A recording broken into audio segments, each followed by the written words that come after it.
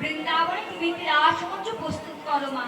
আর দেখো মা, ওই রাসমঞ্চে দাঁড়িয়ে হয়ে তুমি দাঁড়ায় দেখো, যেন ওই রাসমঞ্চে কোনো পুরুষ প্রবেশ করতে না পারে। গোবিন্দের এখানে কথা শোনা মাত্র দাসময়ী সুমতি আমার ভগবানের প্রতিশ্বরী মা যোগমায়া যোগেশ্বরী সুন্দর করে